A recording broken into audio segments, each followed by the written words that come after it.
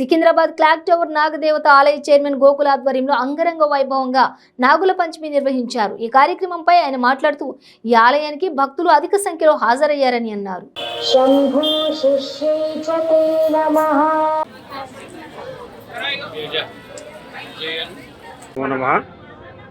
ఇవాళ మార్నింగ్ పొద్దున్న నుంచి ఒక 40,000 భక్తులు దర్శించుకున్నారు. ప్రతి నాగపంచమికి హోమము, చండీ హోమము, అమ్మవారి దర్శనము అన్నీ జరుగుతూ ఉంటాయి. ఎవరికి ఎక్కడ ఇబ్బంది లేకుండా అన్ని సౌకర్యాలు అన్ని విధాలుగా సమకూర్చాము.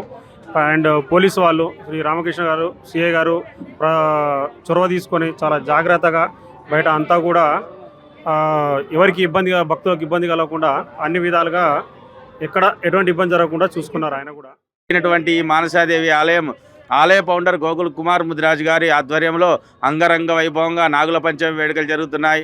చవితి వేడుకలు కూడా జరిగాయి. చవితి రోజున అమ్మవారికి మహా అభిషేకాలు, స్థాపిత మండప ఆరాధనలు, అగ్నిప్రతిష్ఠ కార్యక్రమాలు జరిగాయి.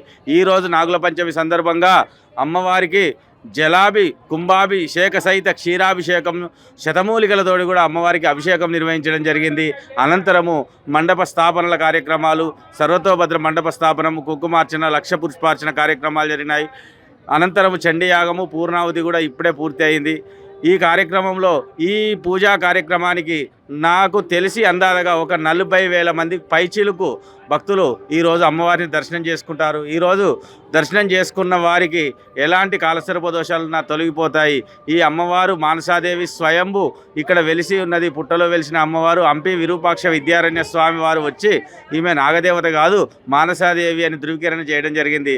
ఎక్కడి నుంచి అయినా భక్తులు వేల సంఖ్యలో వస్తున్నారు.